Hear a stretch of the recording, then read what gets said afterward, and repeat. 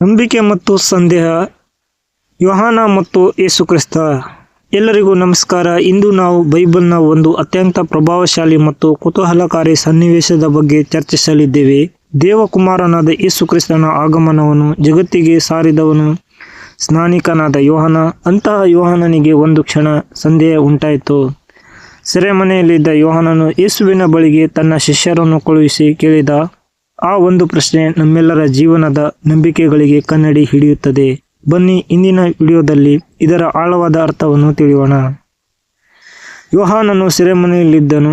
ರಾಜ ಹೆರೋದನ ತಪ್ಪುಗಳನ್ನು ಧೈರ್ಯವಾಗಿ ಪ್ರಶ್ನಿಸಿದಾಗ ಅವನು ಬಂಧಿಯಾಗಿದ್ದನು.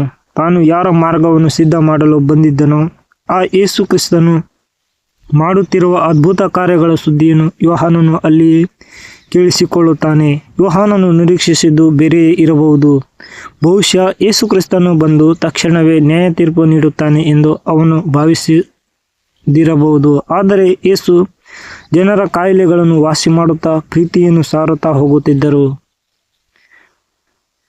ಯೋಹಾನನು ತನ್ನ ಶಿಷ್ಯರನ್ನು ಕರೆದನು. ಒಂದು ಪ್ರಶ್ನೆಯೊಂದಿಗೆ ಯೇಸುವಿನ ಬಳಿಗೆ ಕಳುಹಿಸುತ್ತಾನೆ. ಆ ಪ್ರಶ್ನೆ ಹೀಗಿತ್ತು: ಬರಬೇಕಾದವನು ನೀನು, ನಾವು ಬೇರೊಬ್ಬರ ದಾರಿಯನ್ನು ನೋಡಬೇಕು? ನೋಡಿ ಮಿತ್ರರೇ, ಇದು ಕೇವಲ ಯೋಹಾನನ ಪ್ರಶ್ನೆಯಲ್ಲ. ನಮ್ಮ ಜೀವನದಲ್ಲಿ ನಮಗೆ ಕಷ್ಟ ಬಂದಾಗ, ದೇವರು ನಮ್ಮ ಪ್ರಾರ್ಥನೆಗೆ ತಕ್ಷಣ ಸ್ಪಂದಿಸದಿದ್ದಾಗ ನಮಗೂ ಇಂತಹ ಪ್ರಶ್ನೆಗಳು ಕಾಡುತ್ತವೆ.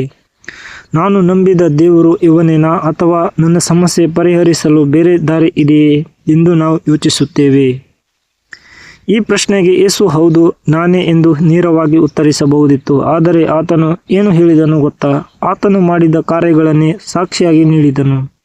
ಯೇಸು ಹೇಳಿದನು, ಕುರುಡರಿಗೆ ಕಣ್ಣು ಬರುತ್ತವೆ, ಕುಂಟರಿಗೆ ಕಾಲು ಬರುತ್ತವೆ, ಕುಷ್ಠರೋಗಿಗಳು ಶುದ್ಧರಾಗುತ್ತಾರೆ, ಕಿವುಡರಿಗೆ ಕಿವಿ ಬರುತ್ತವೆ, ಸತ್ತವರು ಜೀವವನ್ನು ಹೊಂದುತ್ತಾರೆ, ಬಡವರಿಗೆ ಸುವಾರ್ತೆ ಸಾರಲ್ಪಡುತ್ತದೆ.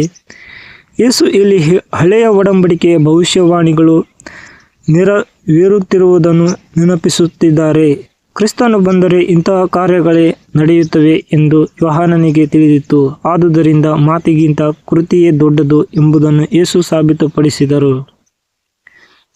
ಕೊನೆಯಲ್ಲಿ ಯೇಸು ಒಂದು ಅತ್ಯಂತ ಮುಖ್ಯವಾದ ಮಾತನ್ನು ಹೇಳುತ್ತಾರೆ: ನನ್ನ ವಿಷಯದಲ್ಲಿ ಸಂಶಯ ಪಡೆದವನೇ ಧನ್ಯನು.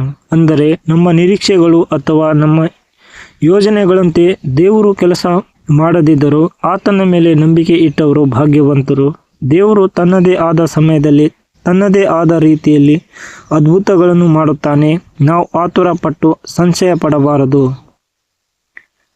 ಸ್ನೇಹಿತರೆ, ನೀವು ಇಂದು ಸೆರೆಮನೆಯಂಥ ಕಷ್ಟದ ಪರಿಸ್ಥಿತಿಯಲ್ಲಿರಬಹುದು. ಯೋಹಾನನಂತೆ ನಿಮಗೂ ದೇವರು ನನ್ನನ್ನು ಮರೆತಿದ್ದಾರಾ ಎಂಬ ಸಂಶಯ ಬರಬಹುದು. ಆದರೆ ನೆನಪಿಡಿ, ಯೇಸು ಇಂದಿಗೂ ಅದ್ಭುತಗಳನ್ನು ಮಾಡುವ ದೇವರಾಗಿದ್ದಾರೆ. ಕುರುಡರಿಗೆ ದೃಷ್ಟಿ ನೀಡುವ ಆತನು ನಿಮ್ಮ ಬದುಕಿನ ಅಂಧಕಾರವನ್ನು ಓಡಿಸಬಲ್ಲನು.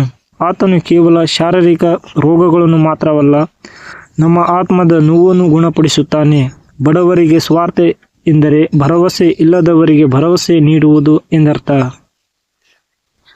ನಿಮ್ಮ ಸಂಶಯಗಳನ್ನು ದೇವರ ಪಾದದ ಬಳಿಗೆ ತನ್ನಿ. ಆತನು ತನ್ನ ಕಾರ್ಯಗಳ ಮೂಲಕ ನಿಮಗೆ ಉತ್ತರಿಸುತ್ತಾನೆ. ಈ ವಿಡಿಯೋ ನಿಮಗೆ ಸ್ಫೂರ್ತಿ ನೀಡಿದರೆ ಲೈಕ್ ಮಾಡಿ ಮತ್ತು ನಿಮ್ಮ ಸ್ನೇಹಿತರೊಂದಿಗೆ ಹಂಚಿಕೊಳ್ಳಿ. ಇಂತಹ ಮತ್ತಷ್ಟು ಬೈಬಲ್ ಆಧಾರಿತ ವಿಡಿಯೋಗಳಿಗಾಗಿ ನಮ್ಮ ಚಾನಲ್ಗೆ ಸಬ್ಸ್ಕ್ರೈಬ್ ಆಗಿ. ದೇವರು ನಿಮ್ಮನ್ನು ಆಶೀರ್ವದಿಸಲಿ. ವಂದನೆಗಳು. ಪ್ರಾರ್ಥನೆ. ನಂಬಿಕೆ ಮತ್ತು ಭರವಸೆಗಾಗಿ. ಪ್ರೀತಿಯ ಪರಲೋಕದ ತಂದೆಯೇ, ಇಂದು ನಾವು ನಿನ್ನ ವಾಕ್ಯದ ಮೂಲಕ ಕಲಿತ ಸತ್ಯಕ್ಕಾಗಿ ನಿನಗೆ ಸ್ತೋತ್ರ ಸಲ್ಲಿಸುತ್ತೇವೆ. ಕರ್ತನೇ, ಸ್ನಾನಿಕನಾದ ಯೋಹಾನನಿಗೆ ಸೆರೆಮನೆಯ ಕತ್ತಲೆಯಲ್ಲಿ ಸಂದೇಹ ಉಂಟಾದಾಗ ನೀನು ಹೇಗೆ ನಿನ್ನ ಅದ್ಭುತ ಕಾರ್ಯಗಳ ಮೂಲಕ ಧೈರ್ಯ ತುಂಬಿದೆಯೋ ಹಾಗೆಯೇ ಇಂದು ನಮಗೂ ಧೈರ್ಯ ನೀಡು. ನಮ್ಮ ಜೀವನದಲ್ಲಿ ಕಷ್ಟಗಳು ಎದುರಾದಾಗ, ಪ್ರಾರ್ಥನೆಗೆ ಉತ್ತರ ಸಿಗದಿದ್ದಾಗ ನಮ್ಮ ಮನಸ್ಸು ಸಂಶಯ ಪಡಬಹುದು. ಅಂತಹ ಸಮಯದಲ್ಲಿ ನನ್ನ ವಿಷಯದಲ್ಲಿ ಸಂಶಯ ಪಡೆದವನೇ ಧನ್ಯನು ಎಂದು ನೀನು ಹೇಳಿದ ಮಾತು ನಮಗೆ ನೆನಪಿರಲಿ. ಕುರುಡರಿಗೆ ದೃಷ್ಟಿ ನೀಡು, ಕುಂಟರನ್ನು ನಡೆಯುವಂತೆ ಮಾಡಿದ ನಿನ್ನ ಹಸ್ತವು ಇಂದಿಗೂ ನಮ್ಮ ಮೇಲಿದೆ ಎಂದು ನಾವು ನಂಬುತ್ತೇವೆ.